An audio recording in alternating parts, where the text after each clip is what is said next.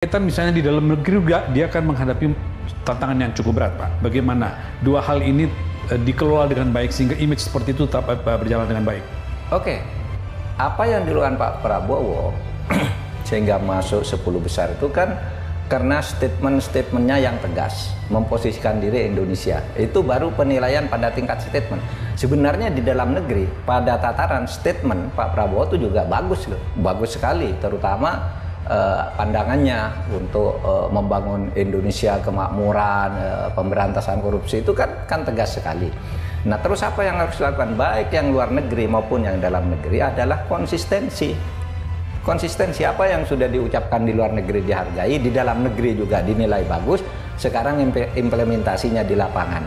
Nah, ini harus mulai ditunjukkan. Ya, Pak Prabowo sih menjanjikan, ya lihatlah sesudah 6 bulan kan gitu. Ya, katanya setelah 6 bulan. Nanti kira-kira 3 bulan lagi kita akan melihat gerakan-gerakan baru dari Pak Prabowo. Oke. Gitu aja. Oke, Pak. Konsistensi aja.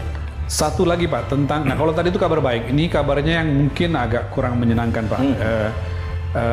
Akhir tahun ini, termasuk di awal-awal tahun, kemudian orang jadi memperbincangkan mantan Presiden Jokowi itu disebut oleh OCCRP, Lembaga Investigasi Internasional, Pak, masuk dalam nominasi yang berdasarkan pilihan publik, itu menjadi salah satu pemimpin atau tokoh terkorup, dan diantaranya misalnya disebutkan di situ adalah penggunaan lembaga peradilan, kemudian lembaga pemilu untuk kepentingan anaknya, sehingga dianggap sebagai pemimpin yang berkategori itu. Menurut Pak Mahfud, apa maknanya buat kita? Apa pelajaran yang kita dapatkan dari ini? Pertama begini, suara OCCRP itu kan merekam suara publik melalui kegiatan jurnalisme. Itu bukan, ya, penghimpunan informasi. Iya, biasa aja, kita terima aja. Itu sebagai penilaian, dan itu bukan bukti hukum. Kalau bicara bukti hukum, nanti kan penegak hukum. Nah, selama ini kita percaya kok pada dunia internasional tentang itu, misalnya bahkan bereaksi dan mengambil langkah berdasar penilaian seperti itu. Misalnya, Presiden Jokowi itu sangat percaya pada TII, Transparansi Internasional Indonesia, sehingga ketika dia turun, wah, dia segera mengadakan rapat. Oh, ketika dulu menjadi Menko Polhukam ya, Bapak? Lalu kami jumpa pers bersama, ada Pak Firly, Jaksa Agung, Kapolri, saya, Presiden akan memberantas korupsi, kan gitu. Itu juga bukan bukti hukum, TI itu persepsi-persepsi aja, investigasi diam-diam. Ya, itu harus diterima, tidak mesti benar apa yang diumumkan itu. Kita juga percaya pada misalnya apa yang dikatakan oleh World Bank tentang prediksi, kan gitu kan? Yeah. Percaya. Kemudian Economic Intelligence Unit itu juga kita percaya, dan macam-macam lah. Ada lagi Freedom House dan segala macam. Iya, ya itu kan. Iya. Gimana ini mau ditolak kalau yang lain kita percaya? Tetapi ini sekali lagi tidak merupakan bukti hukum, karena beda bukti hukum dan bukti opini itu. Jadi biasanya bukti opini itu, atau opini yang berkembang, yang menggelombang di tengah-tengah masyarakat tuh menjadi pintu untuk bagaimana menilai hukumnya, kan begitu. Jadi kesimpulannya mungkin dikatakan jangan sibuk membantah atau jangan sibuk mencaci maki, tapi ambil pelajaran penting dari situ kira-kira. Ambil pelajaran penting. Pak Jokowi tidak akan masuk ke kasus hukum. Halo, Assalamualaikum warahmatullahi wabarakatuh. Kembali lagi di channel Lag Lopo. Terima kasih sobat sudah hadir di video ini. Semoga sobat selalu diberi kesehatan, selalu dalam lindungan Allah Subhanahu wa Ta'ala, dan selalu diberi rezeki yang berkah berlimpah. Amin ya Allah ya Rabbal Alamin. Nah, di kesempatan kali ini kita akan mengulas tentang tanggapannya Profesor Mahfud MD ya. Dimana jika kita membayangkan bahwa Indonesia itu diakui dunia sebagai salah satu pemain kunci dalam panggung global. Hebat bukan? Ya pastinya. Nah, baru-baru ini kan Presiden Prabowo Subianto ini masuk dalam daftar 10 tokoh dunia penting yang berpengaruh di 2025 versi The Straits Times. Nah, di tengah kabar baik ini, ada juga kontroversi yang mengemuka, yaitu lembaga internasional OCCRP yang menyebutkan mantan Presiden Joko Widodo dalam isu persepsi korupsi. Nah, bagaimana seharusnya kita memahami semua ini? Yuk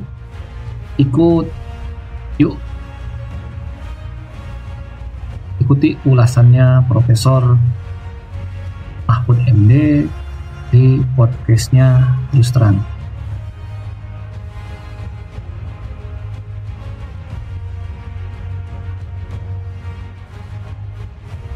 Yuk ikuti ulasan Mahfud MD di podcastnya.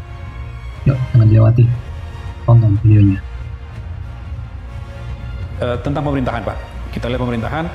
Ya, ada dua berita yang jadi omongan. Satu yang paling baru adalah kabar baik dari pandangan tokoh atau kalangan luar negeri terhadap Presiden Prabowo Subianto, Pak. Ya, ya. Hari Sabtu kemarin itu di koran di media di Singapura, di Straits Times itu menulis tentang 10 tokoh yang disorot kemungkinannya akan berpengaruh dalam tahun 2025. Tokoh dunia, Pak. Ya, ya. Pemimpin dunia lah. Meet the 10 world leaders to watch in 2025. Itu kira-kira judulnya di Straits Times Singapura. Ya. Salah satunya itu adalah Pak Prabowo Subianto, Ya. Pak Presiden Prabowo Subianto yang dianggap kira-kira menjadi tokoh berpengaruh dari 10 yang ada. Selain misalnya ada Presiden Amerika, kemudian ada China, Australia dan segala macam. Nah, apa pandangan Pak Mahfud dengan media luar atau institusi luar melihat Prabowo Subianto, Presiden Indonesia sebagai salah satu tokoh yang kemudian berpengaruh di 2025? Bagus banget menurut saya ya, bagi Indonesia di dalam kancah internasional. Selama ini Indonesia dianggap negara yang besar, penduduknya, potensinya besar, tetapi kan pengaruhnya kecil.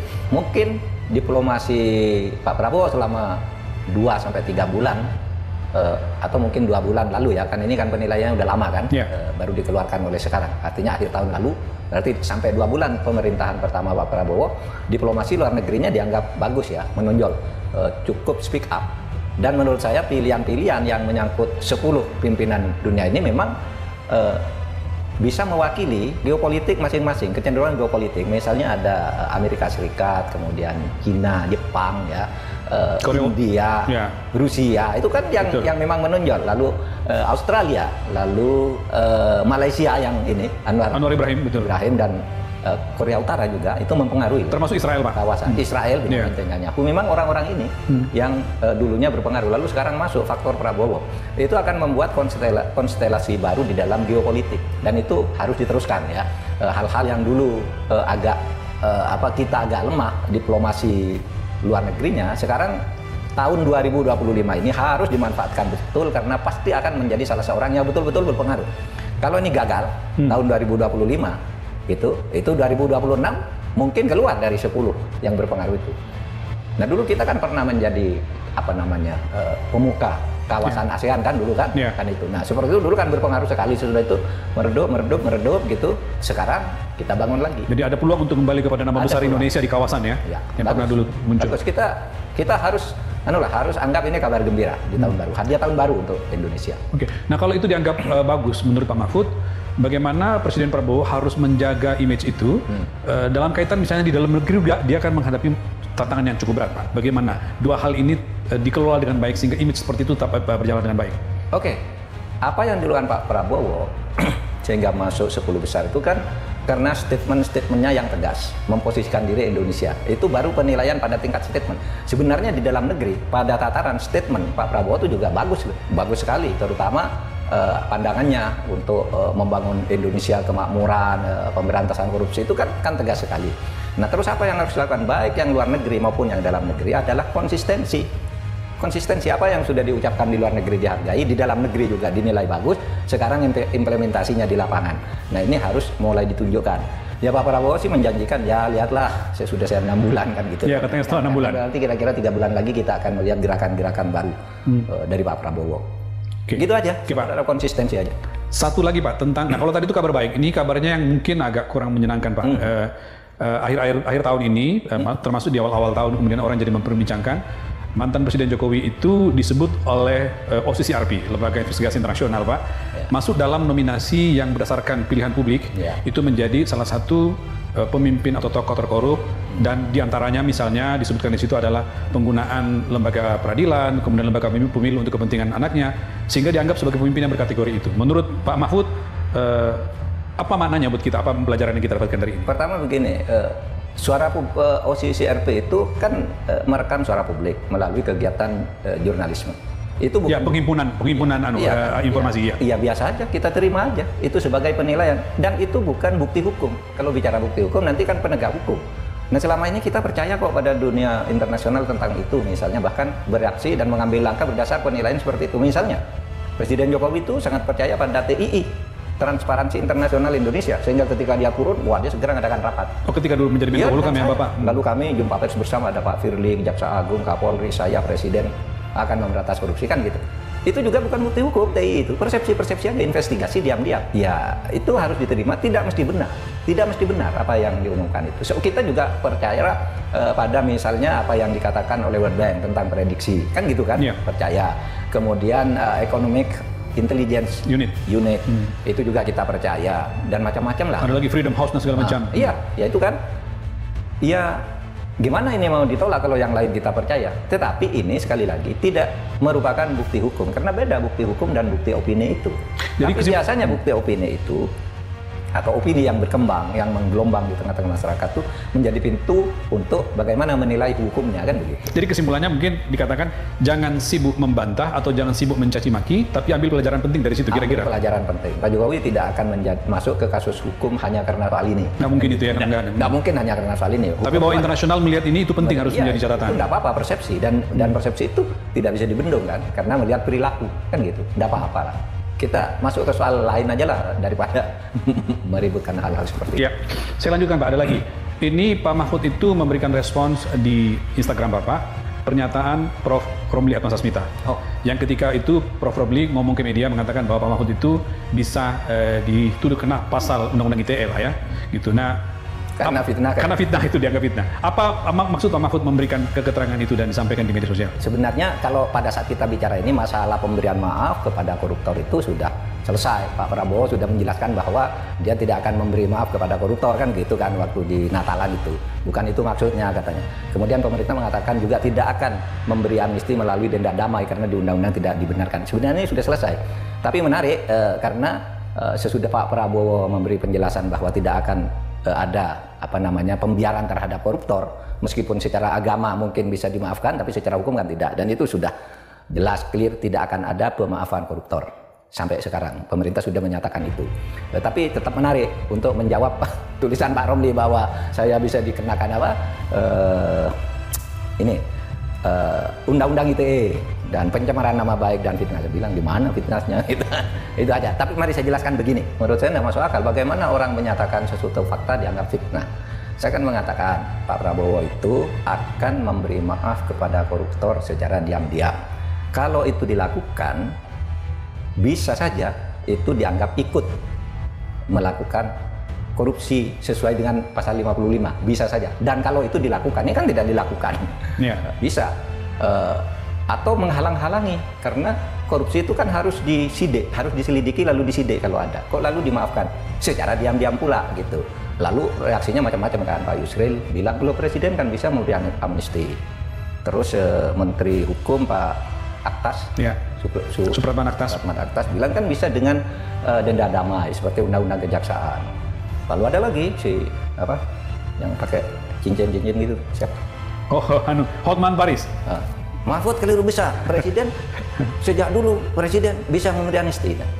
Itu semua yang memberi komentar itu, terutama Pak Romli dan Hotman, menurut saya tidak baca apa yang saya katakan. Saya tahu persis gitu bahwa presiden bisa memberi amnesti, tapi masalahnya amnesti diam-diam. Bahkan di zaman Pak Mahfud jadi Menko kan ada amnesti. Saya ngerjakan amnesti tidak diam-diam, dirapatkan ke DPR. Saudara masih ingat ketika memberi amnesti kepada Saiful Mahdi di Aceh, betul. Aceh kan?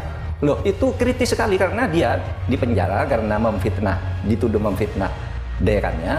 Itu sudah kurang seminggu lagi. Itu kalau sudah habis masa hukumannya, berarti dia selesai hukumannya tidak bisa diamnesti. Yang bisa gerasi. Nah, kalau gerasi berarti harus gerasi harus mengakui kesalahan baru minta ampun. Saya salah, mohon saya diampuni, kan gerasi. Kalau amnesti itu sebelum habis gitu dia diampuni oleh presiden sehingga dia dikembalikan lagi sebagai pegawai negeri, sampai sekarang jadi dosen. Nah, tahu nggak waktu itu kita terbuka, saya telepon-teleponan dengan Pak Dasko waktu itu, ya. Wakil Ketua DPR. Iya, karena surat masuk pada sidang terakhir DPR itu belum didisposisi oleh Bu Puan. Sementara Bu Puan di luar negeri, datang paginya belum sempat membaca surat itu. Saya bilang, Pak Dasko tolong dong, ini kalau tidak diputus hari ini, Anda terus reses, Minggu depan nih hukumannya final, berarti dia nggak bisa lagi. Padahal surat dari Presiden Jokowi sudah masuk sampai ke DPR ya, sudah masuk. Sampai ke DPR. Nah, siapa Mahfud nanti kita upayakan, tapi ini masih di meja bukuan. Akhirnya sorenya dibacakan surat itu di DPR dan langsung disetujui. Langsung bebas dia. Itu amnesti, dibicarakan dengan DPR, bukan amnesti pajak juga kan tidak diam-diam seperti dicontohkan oleh Hotman itu. Kan buktinya Presiden memberi amnesti pajak kok. Lah iya, tapi tidak diam-diam. Diumumkan itu malah di ya. Kalau yang dengan Mas Romli ini kan kolega saya, jadi saya memberi penjelasan itu, ya dia mengerti, tapi terjadi diskusi panjang dengan saya berdua lewat WA. Yang intinya itu, ya sudah dia pada akhirnya menyatakan kalau begitu pendapat Pak Mahfud yang benar harusnya diberi gerasi orang amnesti. Nah kalau diberi gerasi tidak diam-diam dong, ya kan? Gerasi itu dihukum dulu, diadili dulu, lalu minta ampun kan gitu.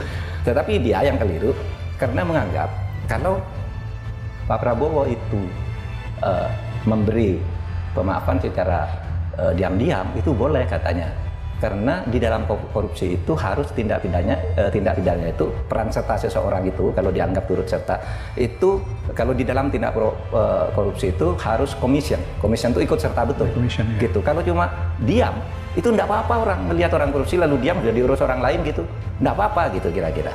Nah saya bilang Anda benar, tapi antara diam dan diam-diam itu beda. Iya kan? Iya. Diam dan diam-diam beda. Pak coba dilihat, dimaafkan secara diam-diam boleh. Kalau diam, Mas Rizal ngelihat saya korupsi, wah biarin aja tuh sudah diurus, nggak apa-apa itu. Itu namanya omission, abai. Tapi kalau Pak Rizal diam-diam berbisik ke saya, itu sudah commission saya bilang. Jadi apa keliru ya? Diam dan diam-diam. Saya buka semua kamus lah, kamus bahasa Indonesia, apa bedanya diam-diam dan diam?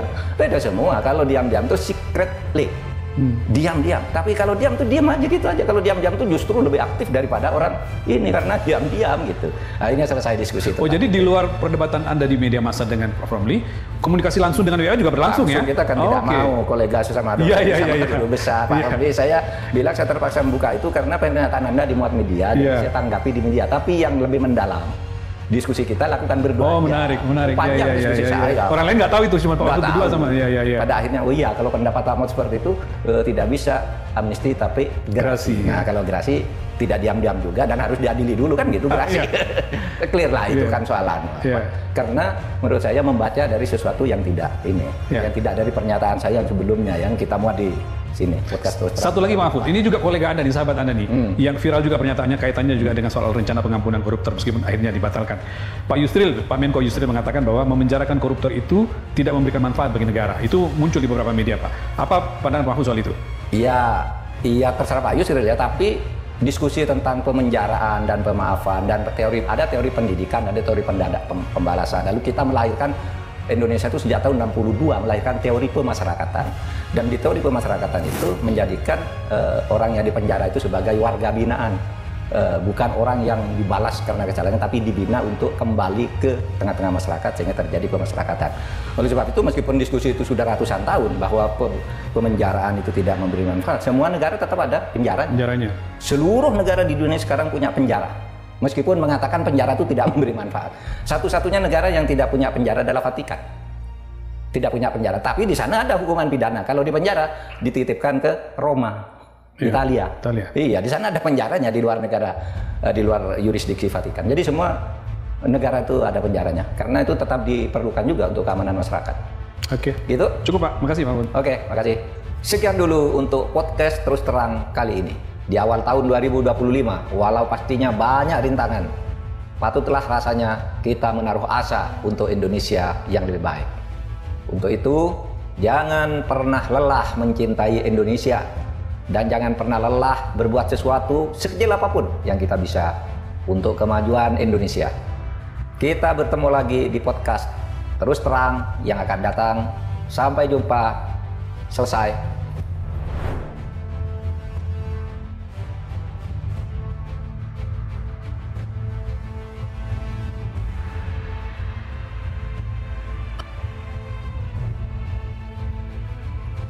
Nah, itu sobat. Menurut Mahfud MD yang membahas isu besar terkait pemerintahan Presiden Prabowo Subianto, yang pertama, kabar positif tentang pengakuan internasional terhadap Presiden Prabowo bahwa media Singapura, The Straits Times, mencatat beliau sebagai salah satu dari 10 tokoh dunia yang berpotensi berpengaruh pada 2025 ini. Hal ini dianggap sebagai pengakuan atas diplomasi luar negeri Presiden Prabowo yang efektif dalam 2 bulan pertama pemerintahannya. Dalam konteks geopolitik, ini menjadi momentum untuk mengangkat kembali nama Indonesia di kancah internasional setelah sempat meredup. Konsistensi dalam kebijakan luar negeri dan dalam negeri disebut kunci untuk mempertahankan pencapaian ini. Namun ada pula yang menuai kontroversi. Ya, mantan Presiden Jokowi disebut oleh lembaga investigasi internasional yaitu OCCRP sebagai salah satu tokoh dengan persepsi publik terkait korupsi dan kejahatan yang terorganisir. Meski ini berbasis opini, bukan bukti hukum, hal tersebut tetap menjadi pengingat pentingnya menjaga persepsi publik. Mahfud MD menekankan perlunya mengambil pelajaran tanpa sibuk membantah. Jadi jangan terlalu membantah kayak gitu. Kalau misalnya ada penilaian hal negatif itu menjadi cerminan kita, ya udah sekarang waktunya untuk membenahi diri dan memelihatkan hal yang baik tersebut. Kalau misalnya terus kesana sini membantah ini ya ini kan pandangannya lain-lain.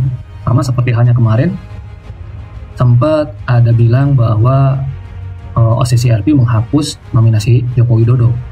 Tapi pas begitu dicek ke website dengan cek fakta, apalagi ternyata di website tersebut masih ada nominasi tersebut gitu kan. Nah, Mahfud MD juga mendiskusikan mengenai wacana pengampunan koruptor yang juga diangkat Presiden Prabowo telah menegaskan tidak akan ada amnesti bagi koruptor. Mahfud MD merespon beberapa pernyataan tokoh seperti Yusril Issa Mahendra dan Romli Atma Tasmita yang menyoroti isu ini dari sudut pandang hukum. Mahfud menjelaskan perbedaan antara amnesti dan gerasi, serta menggarisbawahi pentingnya transparansi dalam proses hukum. Nah itu sobat pandangannya Mahfud MD ya, dari berita-berita yang sempat kemarin viral dan kontroversial, bahkan sempat saling pro kontra selalu ada ya gitu ya. Tapi itu pandangan Mahfud MD menurut pandangan beliau sebagai pakar hukum ya. Nah, gimana tanggapan sobat tentang video ini? Jangan lupa ya tanggapi di kolom komentar. Terima kasih sudah nonton di akhir video ini. Jangan lupa untuk like dan share. Assalamualaikum warahmatullahi wabarakatuh.